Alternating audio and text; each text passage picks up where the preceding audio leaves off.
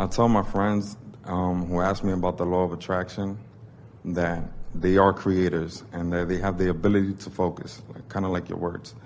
And you have these five senses. And you have a sixth sense, which is your feelings. So we have the ability to hear, smell, taste, and see and listen. And hear. I'm sorry. Yeah. So we have these five senses, and your emotions guides all of these, and you're able to create and tune in to whatever you desire by feeling good, by let's say if you want to tune into a vehicle, you want a vehicle. Basically, you have to use your five senses to charge yourself, for the vehicle. You have to imagine the color that you want to see. You have to smell like the leather, the interior. You have to hear the engine. You have to, use. And we're going to ask you a question. Yes. If a person were able to do that, to see it and smell it and so forth, what effect would that have on them in the now? I think that it would charge them to. And what does it feel like to be charged? It feels good. Yeah. Yes. So what you're actually saying to your friends, rather than saying you can create or attract a car so that you can feel good, what you're actually saying to them is you can use your mind to feel good right now. Yes. See, this is a really big distinction, because once you get it that you can use your mind to feel good, and you feel good, then you're on the disc, and everything that you put into your vortex can flow to your experience. Yes. So most people have it backwards. Use your mind to get the car and then you'll feel good. Use your mind to feel good and then you'll get the car. And now we want to take it a step further. Use your mind to feel good, and getting the car won't matter because you feel good. But that scares people. They think we're trying to talk them into just feeling good. And no one wants that.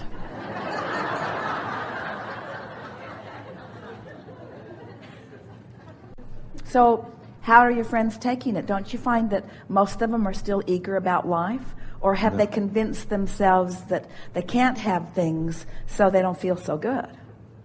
I mean, they get excited, and they practice, and they see things coming to them.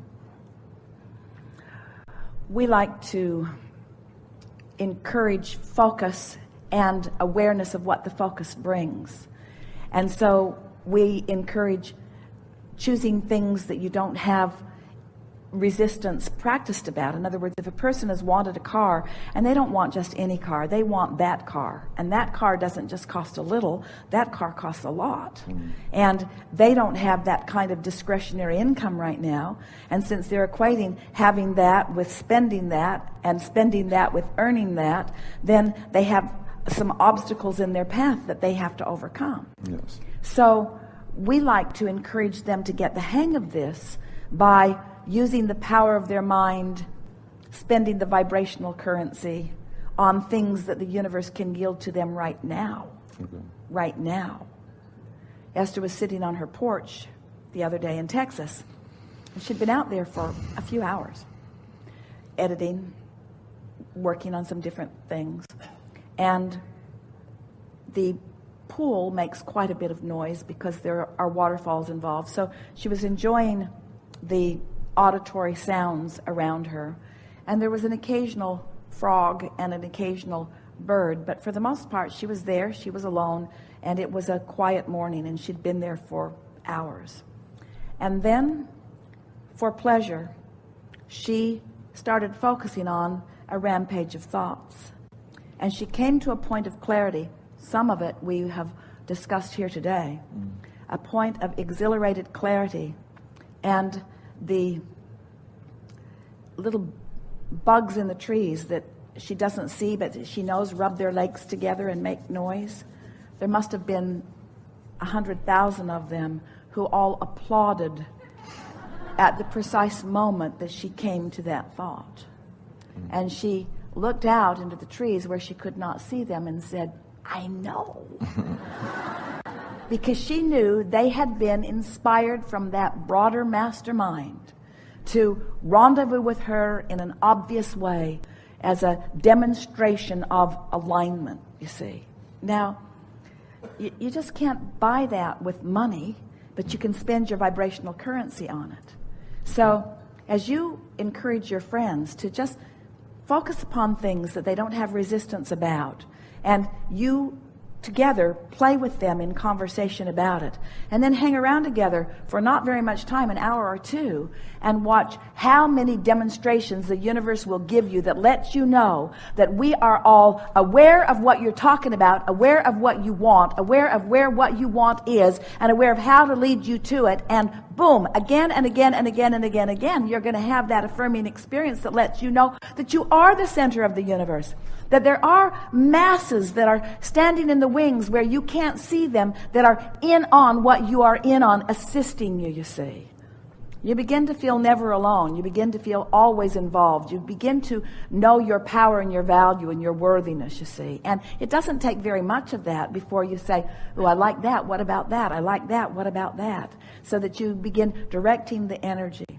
And what you'll learn both about monetary currency and vibrational currency is the more of it that you spend out the bottom, the more of it comes back in the top. In other words, you'll just find yourself so involved in the expenditure of this energy that feels good, and therefore the equivalent reciprocant of more energy coming back in, that it's not like, have you ever had a nest egg, a little clump of cash that you really didn't want to spend because that you didn't know how soon you were going to get more back in, and so you didn't want it to go out because it felt like diminishing? Well, this is the opposite of that, because the more of this you spend, the more comes back in, until you begin to understand that you can have a little bit that you're rotating, or you can have a lot that you're rotating. You can have a little clarity that you're rotating through you, or a lot that you're rotating through you. You can have a little bit of cash that's rotating through your experience, or you can have a lot of cash that's rotating through your experience.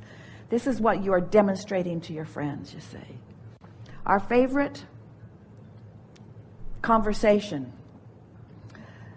about the universe demonstrate, we would encourage all of you to make a short list, maybe as soon before you even drive out of the parking lot. Just get something to write on and make a short list of something that you would like to see that doesn't cost any money necessarily. It could, but it doesn't cost any money.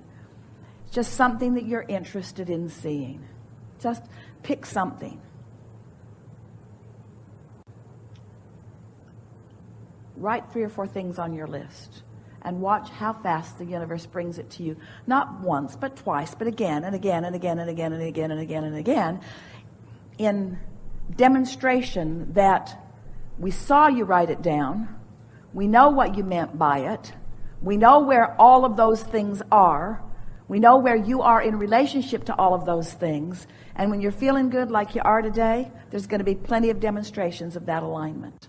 And once you show yourself that with that list, then you can make an endless list.